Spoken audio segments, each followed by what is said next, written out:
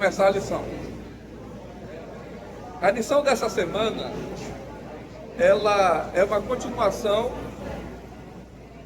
da semana passada, da lição da semana passada. E ela focou, né, num propósito todo especial, que é como estudar a Bíblia. É claro que nós não vamos ter aqui uma aula de exegese, nem uma aula de hermenêutica. O que é exegese? Exegese é uma análise que você faz do texto que você está estudando. Da feita que você faz a exegese, o passo seguinte é a hermenêutica, que nada mais é do que a interpretação daquilo que você está lendo, daquilo que você está analisando. É claro que a nossa aula aqui não vai entrar nesses pormenores. Eu gostei muito da lição, porque ela foi uma lição extremamente prática. E nós precisamos dessa praticidade. E o primeiro ponto para nós estudarmos a Bíblia mesmo é fazer do estudo da Palavra de Deus a nossa prioridade. A nossa prioridade. A primeira coisa que nós temos que fazer, ou se alguém tem aí dificuldade com o horário, por exemplo, eu estudo a Bíblia no meu trabalho. A Virgínia, ela estuda a Bíblia quando ela acorda. Tem gente que se levanta 4 horas da manhã, 5 horas da manhã, para estudar a Bíblia. Tem gente que estuda a Bíblia à noite, antes de dormir. O importante, irmãos, é estudar. Isso que é importante. Vejam o horário, porque aqui não cabe aquela desculpa de dizer não tenho tempo. Porque cada um de nós elaboramos o quê? A nossa agenda. E se a Bíblia para nós é prioridade, o estudo da Bíblia é prioridade, nós vamos ter um momento para o estudo da Palavra de Deus. Se você pode se levantar 4, 5 horas da manhã para estudar, amém, estude, maravilhoso. Se fosse recomendar um horário, seria esse. Mas sabendo da condição que cada um tem, o importante é que você estude. E não a estude de uma forma apressada. Nós não devemos estudar a Bíblia de uma forma apressada. Nós temos que estudar com atenção, procurando realmente extrair alguma coisa importante e sempre perguntando, né? O que é que esse texto quer dizer para mim? O que é que eu posso extrair desse texto? Qual é a mensagem dele para mim? São pontos importantes. Deus nos deu sua palavra inspirada e preciosa para que pudéssemos conhecê-lo mais de perto. Não nos esqueçamos da maneira como Deus se revela. Ele se revela por intermédio da natureza, se revela também por intermédio da Bíblia e por intermédio de Jesus Cristo, que é a suprema revelação de Deus.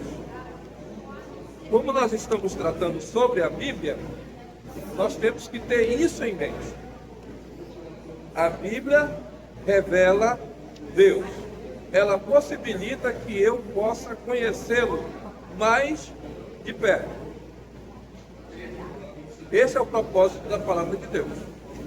Falei na semana passada, a Bíblia tem muitas ciências, mas a principal delas é a ciência da salvação.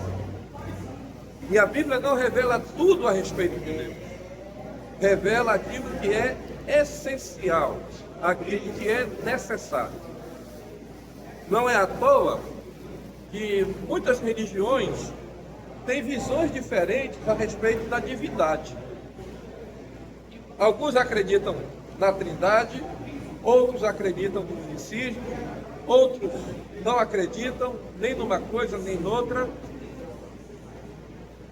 a maneira como cada um enxerga Deus.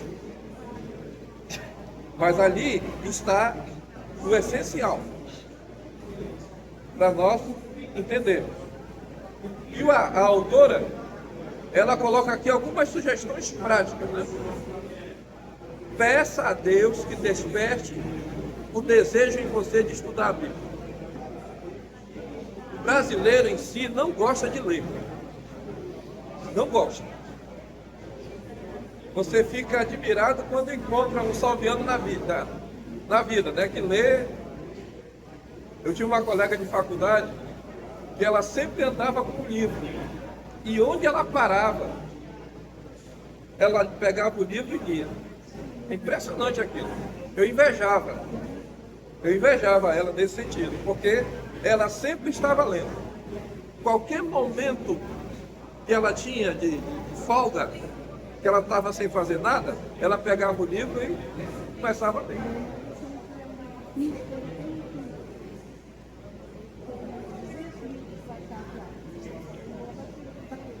Isso. É importante isso, né?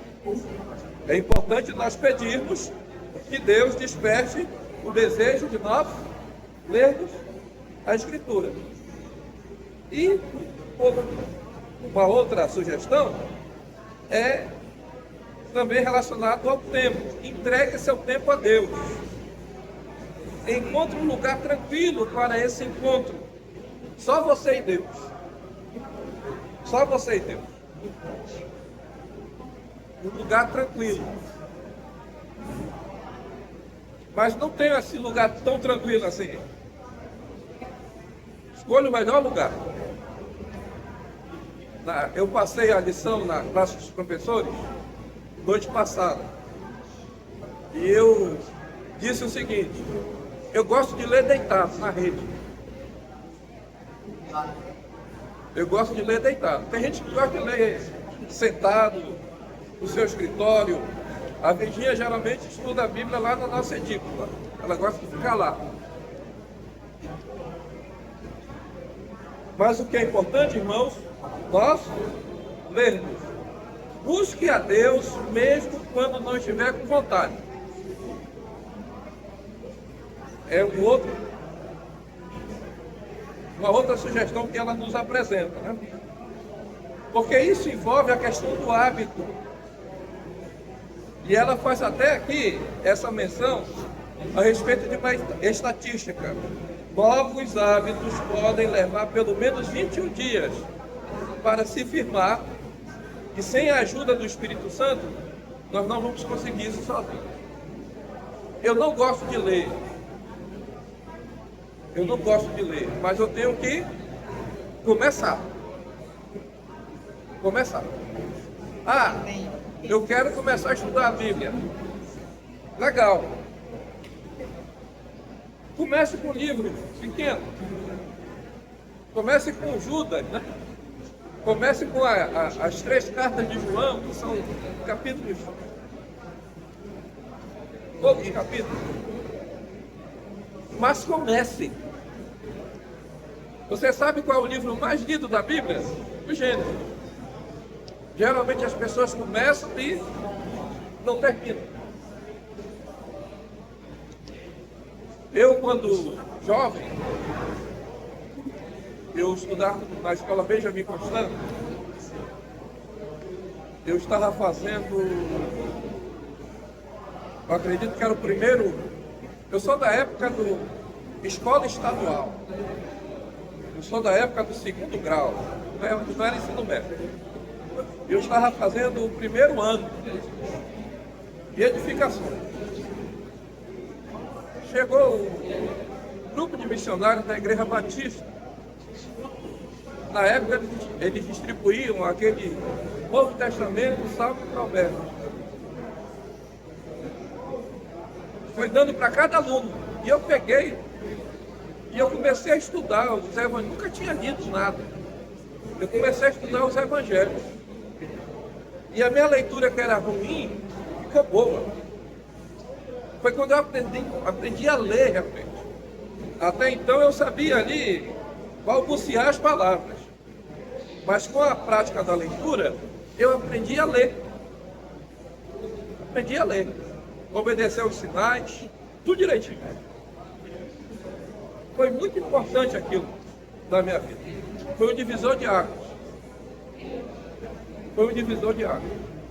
Eu fiquei tão apaixonado pela leitura que eu tinha um colega de aula. Eu não fui um aluno muito fácil, não. Eu era meio bagunceiro. E quando eu comecei a estudar, esse colega começou a notar uma certa mudança na minha vida. Tanto é que ele colocou um apelido em mim. Ele passou a me chamar de padre. Padre, ei padre, vem cá, padre, vamos fazer isso, vamos fazer aquilo outro. Bota o padre aí na nossa equipe para fazer o trabalho.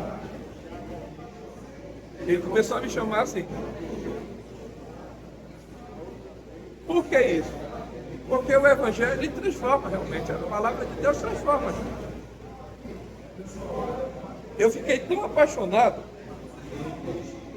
pela Bíblia, e quando foi uma senhora, a saudosa Edna Drummond, que deu estudo para mim, deu estudo para o Euler, e para muitas pessoas, que ela era obreira bíblica da Igreja Central de Manaus.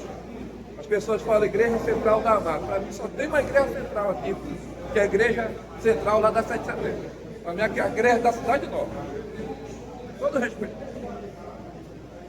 Ela era nossa obreira bíblica. E eu chegava da escola à tarde e ela estava dando aula.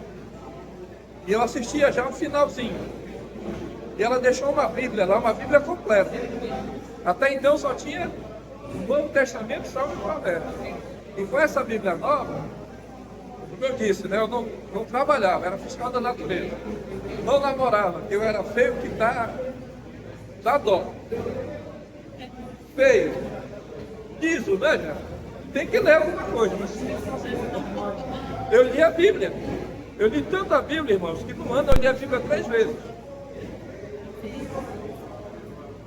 Eu fiquei impressionado com aquilo que eu estava descobrindo. Como é gratificante o estudo da palavra de Deus. Mas vamos avançando aqui.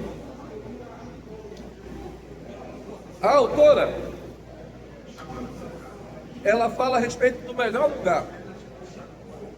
E ela pega o texto de Marcos 1,35, que diz o seguinte: de madrugada, ainda bem escuro, levantou-se, saiu e foi a um lugar deserto e ali orava. Esse texto que ela pegou não está falando a respeito da leitura da Bíblia. Não está falando. Está falando sobre oração. Mas o que está enfatizado aqui? A questão da comunhão. Nós temos comunhão com Deus por intermédio da Bíblia, por intermédio da oração. Tá? Então, está sendo enfatizado aqui que Jesus, ainda escuro, ele se levantava e ia orar. Ia orar. E eu não consigo desassociar oração com leitura da Bíblia. Para mim, se completa. É claro que o texto está enfatizando a oração. Mas nós podemos tirar aqui esse ponto importante. Vermos um horário para nós estudarmos a palavra de Deus. Se é de madrugada, se é amanhã, pela parte da manhã, se é pela parte da tarde, da noite. O importante é estudarmos a palavra de Deus. Você tem algum lugar especial para você gosta de estudar a Bíblia? Alguém mais? A Solange gosta de estudar a Bíblia no quarto dela. Tem uma escrivaninha lá, já estuda lá. O Jefferson gosta de 5 horas da manhã, na sala lá do seu apartamento. Ele voltou na questão da vontade. E ele traz um ponto muito importante. Vontade nós não temos. Nós só temos vontade para aquilo que é ruim. Que é natureza, essa é a nossa natureza. E ele destaca justamente esse ponto. Nós temos que querer. Tá? Nós temos que querer, porque é um hábito, e hábito se adquire. Mesmo nós não tendo essa vontade, se nós buscarmos, com o tempo isso vai se tornar um hábito. Que é a questão da natureza espiritual, que passa a existir na minha vida pelo fato de eu ter aceitado Jesus como meu Salvador. Obrigado. Virgínia. Fique em pé. Teve a parte da manhã antigamente não era trabalhava, tinha que sair cedo, geralmente eu acordava 3 e a missão era fazer o trabalho. Hoje, estar aposentada, parece que minha mente está magnífica. E geralmente eu faço exercício. Primeiro, faço algumas horinhas, aí depois todos os lugares que eu posso também. Eu posso lá atrás, porque eu já estou ali, né? Com meu desejo, eu já faço.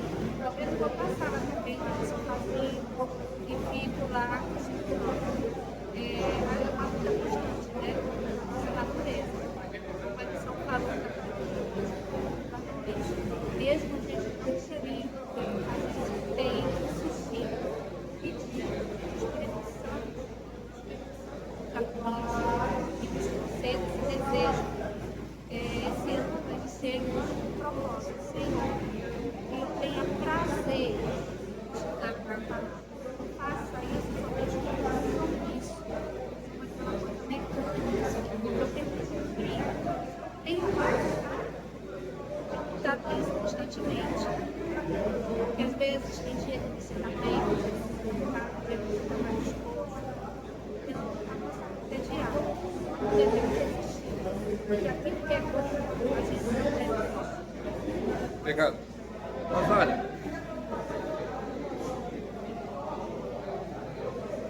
Eu costumo orar, estudar no meu quarto, sozinha.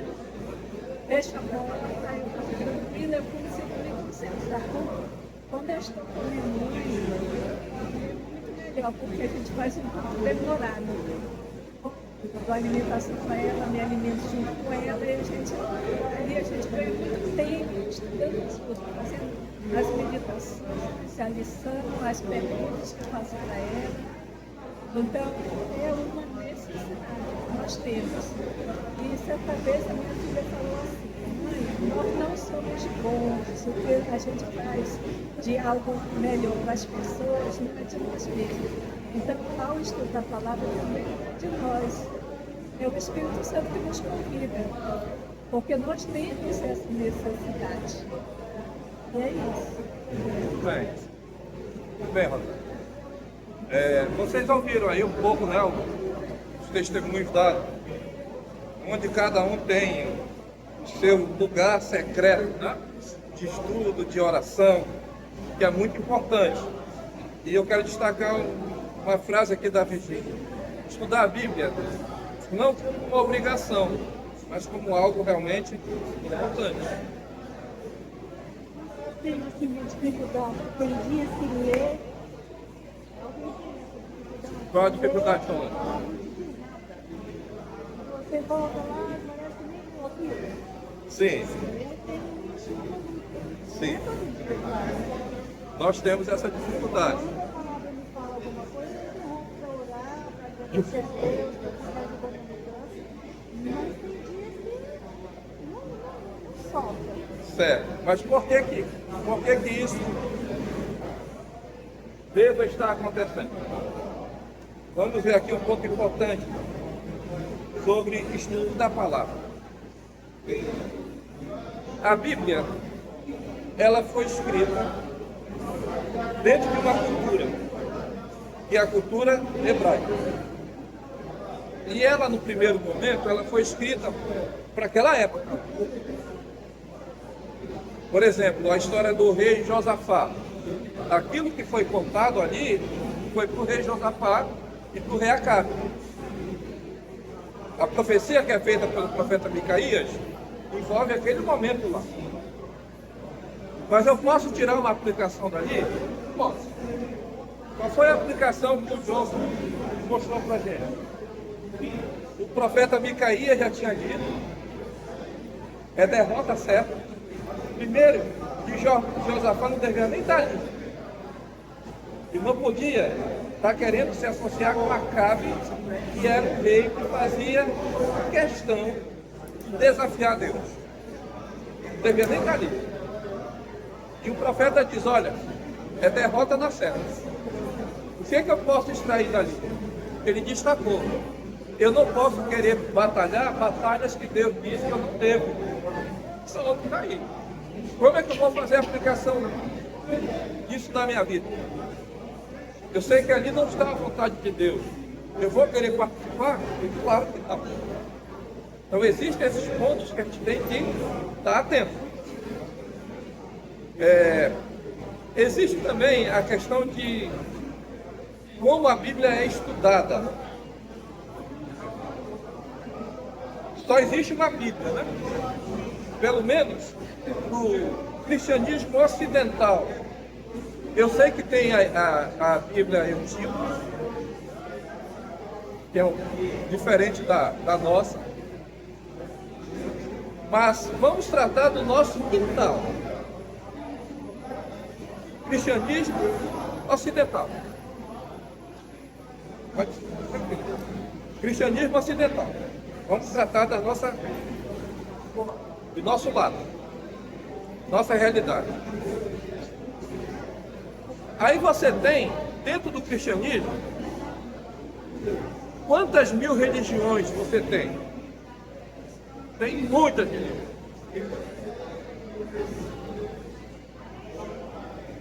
Mas não é a mesma Bíblia? Qual é o problema então? A interpretação que é diferente. E você parte de um princípio que gera essas diversas interpretações. Isso aqui está pautado nos ensinos de Armínio? Isso aqui está pautado nos ensinos de Calvino? Aí eu já vou ter uma dualidade. Se é calvinista, ele vai enxergar a salvação de uma forma. Se é arminiano, vai enxergar a salvação de outra forma. O Calvino, Deus já escolheu. E ponto final. Para Armínio, você tem livre-arbítrio, você pode escolher. E cada um desses dois pontos vai ter o quê? Os seus argumentos. Aí você sai desse grupo e vai para outro grupo. Grupo profético, por exemplo. É futurista? É preterista? É histórico? Cada um desses três grupos tem a sua maneira de interpretar as profecias. O preterismo já se cumpriu tudo no passado. A besta é Herodes, por exemplo. Por exemplo. O futurista, no capítulo 5 de Apocalipse em diante, é tudo para o futuro. O historicista, ele acompanha o desenvolvimento da profecia dentro da história. Você percebe que, dependendo do grupo, você vai ter uma interpretação diferente. Nós, adventistas, nós somos historicistas. Nós, adventistas, nós compactuamos no Armínio, porque nós entendemos a questão do livre-arbítrio. Nós entendemos que Deus dá essa condição. Mesmo pecadores que somos, Deus possibilita que eu tenha a oportunidade de aceitar ou não a sua salvação. Vejam que uma determinada forma de entender a Bíblia, ou de um determinado grupo defende, pode fazer com que eu tenha uma interpretação totalmente diferente que aquele outro irmão tem. Pois não, irmã Marisol? Fique em pé aí. Bíblia não é livro de conclusão. Quem faz a conclusão é o povo. Sim, perfeito. Bom, a câmera que pega aqui, melhor para os irmãos ouvirem também. Essa principalmente eu gostaria realmente de compartilhar com todos que todos ouvissem, porque durante bastante tempo da minha vida eu estudei para concurso público, né? Graças a Deus agora estou aposentado. Mas o que a gente percebe, terça-feira, a lição fala da diferença entre estudar e ler. E isso para mim como concurseiro faz muito sentido, porque uma leitura não era suficiente para a gente poder conseguir uma aprovação. E a lição de terça-feira fala que seria interessante a gente não apenas ler, mas escrever. Isso é fundamental. Eu tenho uns 4 livros, agora a última vez que eu viajei, meus cadernos escritos à mão. Eu escrevi a letra de lei quase inteira para poder gravar tudo. Porque a gente não apenas respondia questões objetivas, mas também tinha que fazer questões dissertativas. E a gente precisava ter em mente a lei como ela dizia para que a gente pudesse abordar. E o que você percebe, irmãos, que a gente hoje, cristão, a gente não tem estudado a Bíblia de fato, a gente tem lido. E isso eu posso ter essa confirmação na minha própria vida, na minha própria história. Eu percebo que eu leio a Bíblia. Eu não tenho o hábito de escrever seus textos. Então, irmão, é curioso como a gente dá muita ênfase e a gente se esforça demais por coisas terrenas que vão ficar. E damos pouca ênfase e importância para aquilo que realmente define a nossa vida eterna. Olha só, eu passei 7 anos estudando, escrevendo, lutando 10 horas de estudo, às vezes por dia. E quanto tempo eu tenho gastado com o estudo da Bíblia? 10 minutos de leitura. Eu nunca escrevi um texto bíblico, a não ser quando eu estou preparando mensagem para pregar. E talvez eu faça a pergunta para os irmãos, nem precisa mesmo responder para vocês mesmos. Vocês têm de fato estudado a Bíblia ou têm apenas lido superficialmente? Por que nós vamos distrair da leitura superficial? Que vantagens vai trazer para a minha vida espiritual? Essa é a pergunta que nós temos que fazer para cada um de nós. Então eu achei fundamental essa diferenciação entre leitura superficial e estudo. Devemos estudar de verdade, devemos escrever. Outra coisa que ele diz ali, compartilhar com as outras pessoas. Fundamental para a gente poder realmente firmar esse entendimento. E eu fazia muito isso, tinha colegas que estudavam também, a gente estudava e ficava compartilhando, discutindo o assunto. E a gente não fala muito isso, querido. E a preocupação maior é que a Bíblia diz que nós falamos do que está cheio do nosso coração. E se nós estamos falando tão pouco da Bíblia porque o nosso coração não está preenchido. É uma triste realidade. Obrigado. Muito boas as colocações. É um fato importante isso. A autora ela vai falando isso, né? E noite passada eu enfatizei muito o ponto. Quanto mais eu ensino, mais eu aprendo. Se aquilo que eu li eu for passar para a Virgínia ou passar para uma outra pessoa, eu estou aprendendo mais. Só recordando aqui um pouco da minha experiência, isso que o Afonso falou. Eu me apaixonei pelo livro do Apocalipse.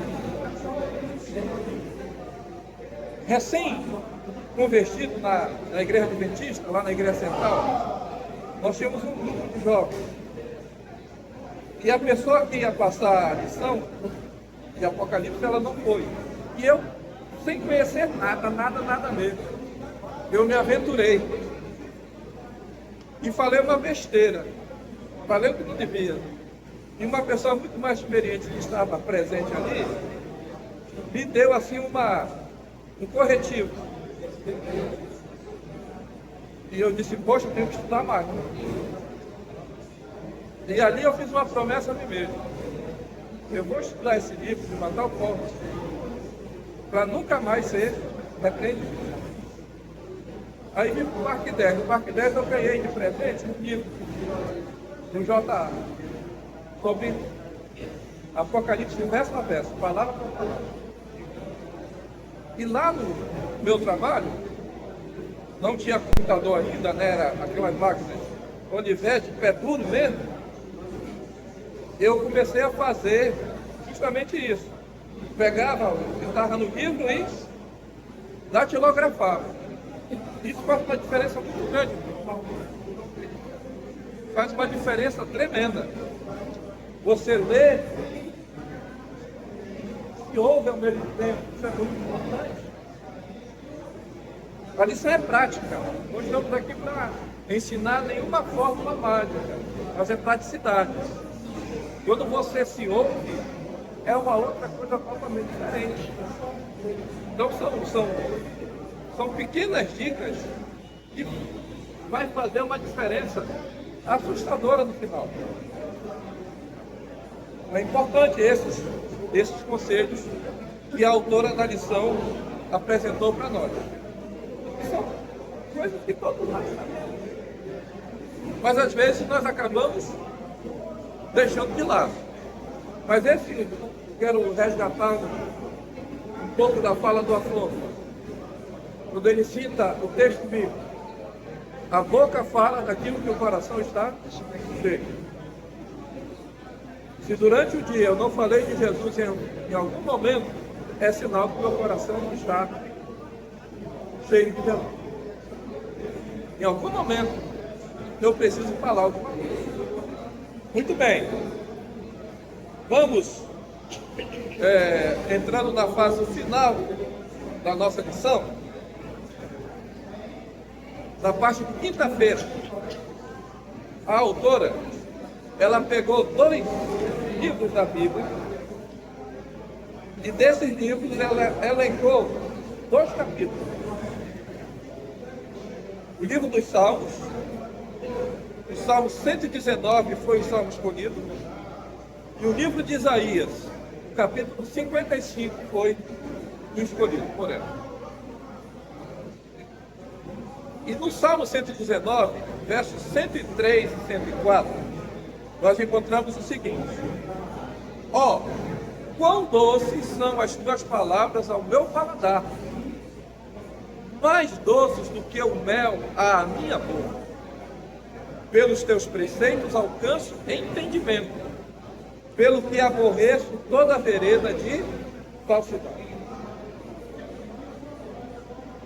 Existem pessoas que quando vão ler algum texto, principalmente a Torá, eles têm é tipo uma caneta de prata, e eles leem apontando a leitura com aquele instrumento. Vou colocar instrumento, não sei nem o nome daquilo. Geralmente ele faz isso.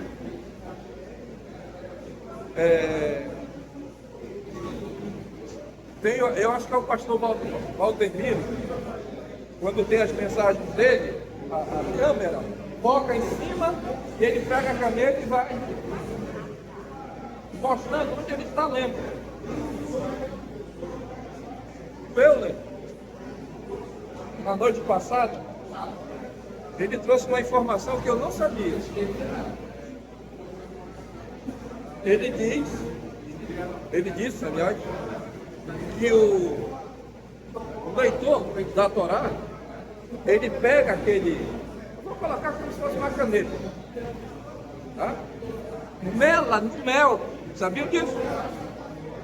Coloca, passa no mel e vai lendo, tá? Igual o Valdemiro faz, vai lendo o texto, mas com aquilo lá. Está aqui o texto, está aqui o texto, está aqui o instrumento, está aqui o pote de mel, ele mela no mel, e ao ler, ele vai marcando aquilo, como se ele estivesse marcando. Essa informação faz todo sentido para a gente, não faz? Por quê? Porque o salmista está comparando a leitura da palavra de Deus a quê? A algo doce. E o mel no contexto bíblico, é um alimento fundamental. Ele está inserido até na prática da medicina. E o salmista está dizendo aqui, ó: quão doces são as tuas palavras ao meu paladar. É claro que depois de ler, ele não ia pegar esse instrumento passar na boca, não é isso? Pois não. Álamo, obrigado.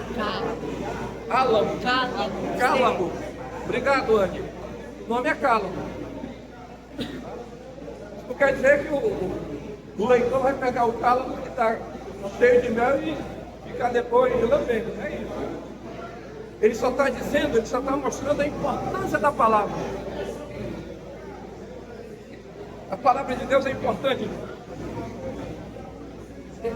Não podemos ser cristãos sem Bíblia. Não tem como. São coisas que não conversam. O outro capítulo é o outro livro é Isaías, o capítulo 55. Os versículos que foram usados mostram Deus oferecendo argumento espiritual. Isaías diz: vinde, comprai e vendei, sem dinheiro e sem preço. E compre de graça.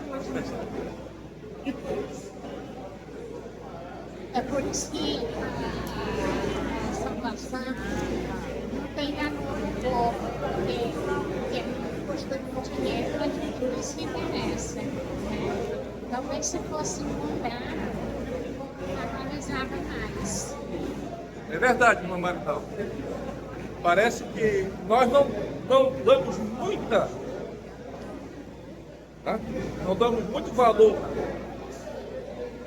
Talvez por causa disso. É uma questão da natureza, claro, né? Mas Isaías diz: comprem sem dinheiro, sem preço. Tá bom? Isaías também destaca: Deus convida cada pessoa a se voltar para Ele.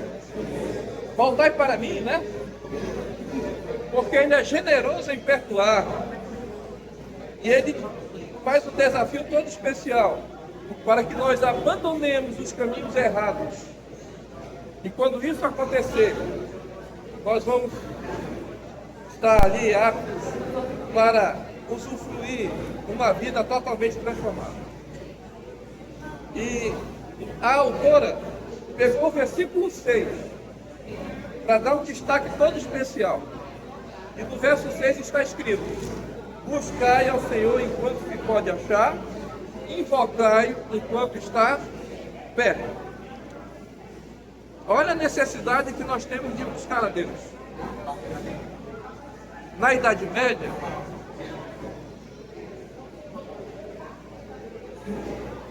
na Revolução Francesa, cada Revolução Francesa, na Revolução Francesa, as Bíblias foram queimadas em praça pública na cidade de Paris. Tudo aquilo que envolvia religiosidade foi queimado. E a Revolução Francesa veio justamente com essa marca: Deus morreu, Deus não existe. E a França mergulhou numa crise moral e financeira sem precedentes.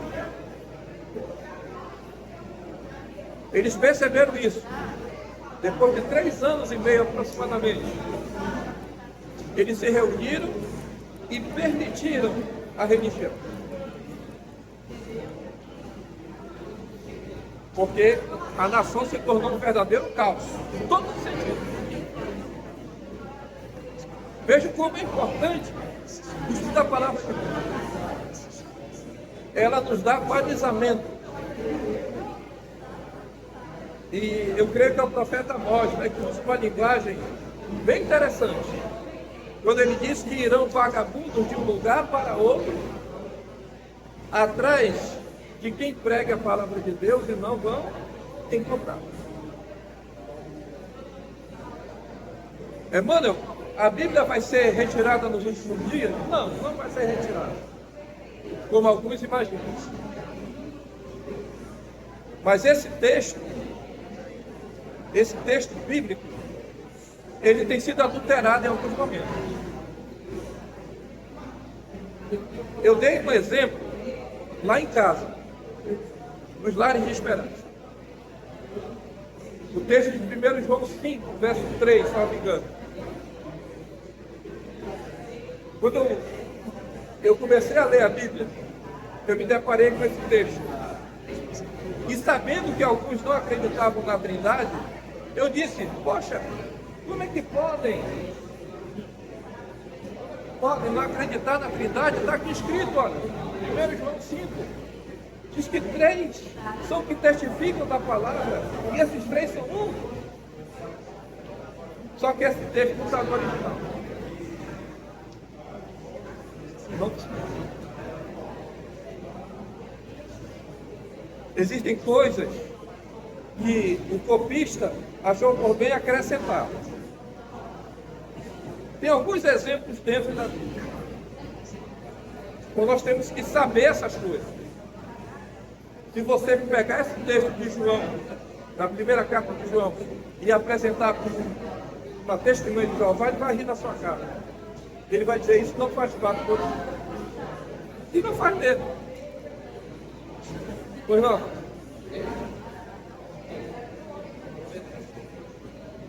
Algo que eu acho interessante é que a Bíblia diz que as coisas espirituais se discernem espiritualmente, não é verdade? Nós também conhecemos outro texto bíblico que fala que o Espírito de Deus é aquele que nos convence do pecado, da justiça e do juízo, não é verdade? Dentro desse convencimento, ele também nos ajuda a compreender a palavra de Deus. E aí vem um texto que a White fala muito importante, que ela diz assim, o Espírito Santo, insistentemente rejeitado, está lentamente sendo retirado da terra. No dia que ele realmente se retirar da terra, totalmente, aí a gente consegue compreender a nossa sexta-feira fala já finalmente a explicação, fala de 2 elementos, né? Que a leitura da Bíblia nos ajuda a conhecer a Bíblia melhor e também a crescer no relacionamento com ele. No capítulo 27, a Bíblia diz que Jesus diz assim, eu conheço as minhas ovelhas e elas me conhecem, elas ouvirão a minha voz e me seguirão. É fato, querido, que Jesus já nos conhece plenamente e íntimo do nosso coração, nos conhece perfeitamente. Mas e nós realmente já conhecemos Ele? Será que o nosso conhecimento dele realmente faz com que nós possamos reconhecer a sua voz e seguir? Essa é uma preocupação que nós precisamos ter, porque se nós não estudarmos a Bíblia como realmente a Bíblia nos recomenda estudar, isso pode acontecer de a gente não reconhecer a sua voz, não conhecê-lo verdadeiramente e não seguir essa voz no momento de maior. Perfeito. Nós queremos fazer aqui uma pequena correção, não é Cálamo, é Iate. Vai aparecer no vídeo a correção também. Tá? A Bíblia ela explica a si mesma, né? O pastor Arilton, no Bíblia Fácil, Apocalipse, na última página, ele pega os textos bíblicos que correspondem a cada um dos símbolos da própria. Basta você fazer um casamento e você vai ter um entendimento do que aquele símbolo realmente representa. Correto? Nossos agradecimentos aos que estão assistindo, né? É uma experiência que nós estamos desenvolvendo. É claro que com o tempo vai ficar cada vez mais fácil de ser desenvolvido aqui a nossa unidade. Nós estamos aí implementando, agradecendo a Anne pelo trabalho, pelo empenho dela. E pedimos a você que dê like, né?